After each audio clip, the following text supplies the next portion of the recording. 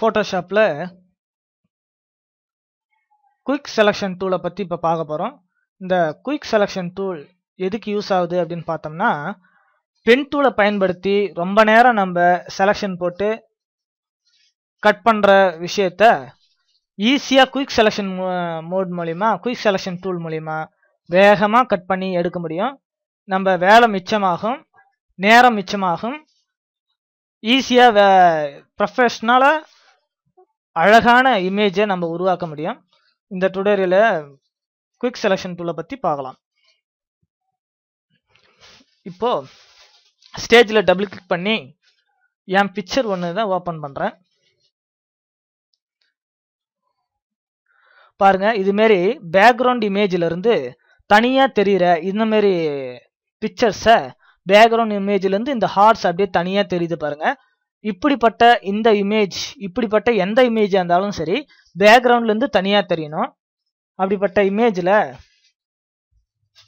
Quick selection tool மூலிமா வேகமாக selection போட்டு நம்ம கட் பண்ணி அந்த இமேஜை தனியாக எடுக்க முடியும். அதுக்கு உங்கள் இந்த டூல்ஸ் மெனுவில் பார்த்தீங்கன்னா இந்த இடத்துல இருக்குது. இதுக்கு பேர் தான் குயிக் செலக்ஷன் டூல். W அப்படின்றது இதனோட ஷார்ட்கட். இந்த குயிக் செலக்ஷன் டூலை நான் எனேபிள் பண்ணிக்கிட்டேன். எனேபிள் பண்ணிவிட்டு இப்போது என்னுடைய மவுஸில் லெஃப்ட் கிளிக் பண்ணி அப்படியே ட்ராக் பண்ணுறேன். பாருங்கள், ஈஸியாக செலக்ட் ஆகிடுச்சு பாருங்கள். ட்ராக் பண்ணி இழுத்துட்டு வரேன், செலக்ட் ஆகிடுச்சு. இப்போ இந்த சின்ன ஏரியா மட்டும் செலக்ட் ஆகாமல் இருக்குது, அதையே நான் செலக்ட் பண்ணிக்கிறேன். இப்போது இந்த ஏரியா இன்னும் செலக்ட் ஆகாமையே இருக்குது. அதுக்கு நான் என்ன பண்ணுறேன் அப்படின்னா, சப்ஸ்ட்ராக்ட் செலக்ஷன் டூலை செலக்ட் பண்ணிக்கிறேன். செலக்ட் பண்ணிட்டு இந்த இடத்துல நான் அதையும் செலக்ட் பண்ணிட்டேன். இந்த ப்ளஸ் பயன்படுத்தி இன்னும் கொஞ்சம் செலக்ஷன் போட்டாச்சு. பிறகு கீபோர்டில் Ctrl+Shift+I ப்ரெஸ் பண்ணும்போது இந்த செலக்ஷன் இன்வெர்ட் செலக்ஷனாக மாறும். இன்வெர்ட் செலக்ஷனாக மாறிடுச்சு. இப்போ கொஞ்சம் இந்த படத்தை ஜூம் பண்ணி பார்த்தீங்கன்னா சில ஏரியாஸ் இன்னும் செலக்ட் ஆகாமே இருக்குது. இந்த ஹேர்லாம் இன்னும் சரியாக செலக்ட் ஆகலை. ஹேர்லாம் செலக்ட் ஆகாமல் இன்னும் அப்படியே இருக்குது. மெயினான ஏரியா, டார்க்கான ஏரியா மட்டும் செலக்ட் ஆகிருக்கு. ஆனால் அந்த ஹேர் வந்து நிறைய இடத்துல, இந்த இடத்துலலாம் பார்த்தீங்கன்னா இந்த ஹேர் இன்னும் இந்த ஹேர்லாம் இன்னும் செலக்ட் ஆகாமே இருக்குது. இங்கே பார்த்தீங்கன்னா இந்த ஹேர்லாம் இன்னும் செலக்ட் ஆகலை. மெயினான அந்த டார்க் ஏரியா மட்டும் செலக்ட் ஆகிருக்கு, மற்ற ஏரியாலாம் செலக்ட் ஆகலை. இப்போது இங்கே பாருங்கள், இந்த ஆப்ஷன் மெனுவில் பார்த்தீங்கன்னா ரிஃபைன் எட்ஜ் அப்படின்னு ஒரு ஆப்ஷன் இருக்குது. இந்த ரிஃபைன் எட்ஜ் ஆப்ஷனை எனேபிள் பண்ணிக்கிட்டா பாருங்கள், ரிஃபைன் எட்ஜ் எனேபிள் பண்ண உடனே இந்த பேக்ரவுண்ட் எல்லாமே மறைஞ்சு போச்சு. ஹார்ஸ் மட்டும் நம்மளுக்கு தனியாக தெரியுது. இன்னும் இந்த ஏரியா செலக்ட் ஆகாததுனால அப்படி இருக்குது. திருப்பி நான் செலக்ட் பண்ணிவிட்டு அதுக்கப்புறம் வரலான்னு நினைக்கிறேன். இதை கேன்சல் கொடுக்குறேன்.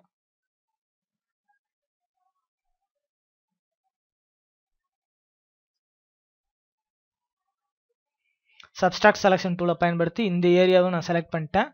செலக்ட் பண்ணிட்டு நான் ரிஃபைன் எட்ஜ், இங்கே பாருங்கள், இந்த ரிஃபைன் எட்ஜ் நான் கிளிக் பண்ண உடனே பேக்ரவுண்ட் எல்லாம் மறைஞ்சு போச்சு. பேக்ரவுண்ட்லாம் மறைஞ்சிடுச்சு. இன்னும் சின்ன சின்ன ஏரியா செலக்ட் ஆகாமல் இருக்கு இல்லையா, அந்த ஏரியாலாம் நான் என்ன பண்ணுறேன், செலக்ஷன் போடுறேன். பாருங்கள், அழகாக இந்த முடியெலாம் செலக்ட் ஆகுது பாருங்கள். இந்த ஹேர்லாம் இப்போ பாருங்கள் முன்னை விட அழகாக வந்திருக்கு பாருங்கள்.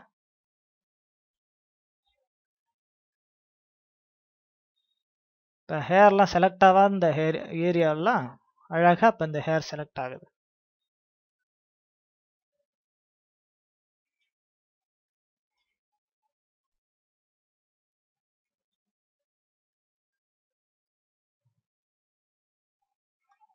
இங்கே பாருங்கள்,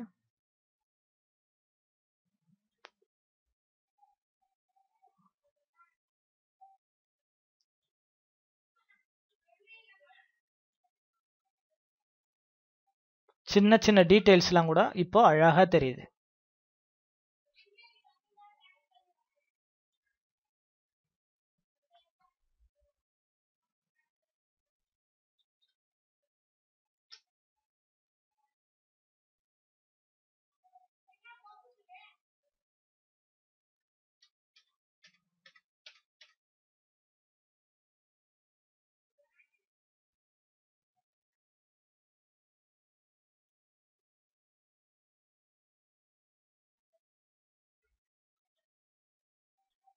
இந்த ஸ்மார்ட் ரேடியஸ் ஆன் பண்ணிக்கங்க. ஆன் பண்ணிக்கிட்டு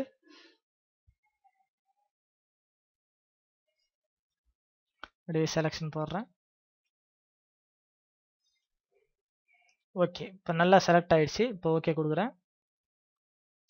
பாருங்க, இந்த சின்ன சின்ன டீட்டெயில்ஸ்லாம் கூட இப்போ அழகாக செலக்ட் ஆயிருக்கு.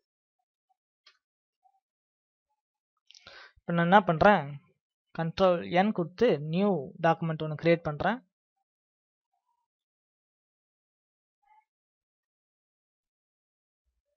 கஸ்டமில் வச்சுக்கிட்டு 10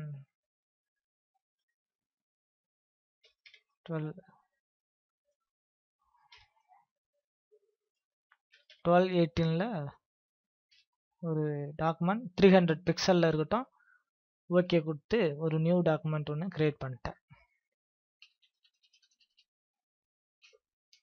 சாரி, பிக்சலில் வந்துடுச்சா நான் தெரியல.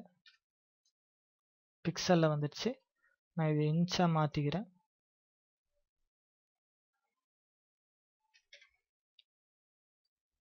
பிக்சலை இன்ச்சாக மாற்றிட்டு ஓகே கொடுக்குறேன். இப்போது 12:8 அப்படின்ற இன்ச்சில் ஒரு இமேஜ் ஓப்பன் ஆகிருக்கு.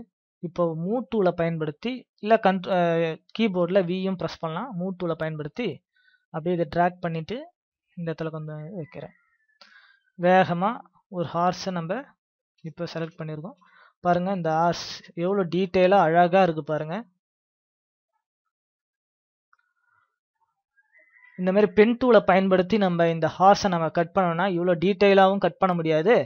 அதே நேரத்தில் நேரமும் வேலையும் நம்மளுக்கு அதிகமாக தான் ஆகும்.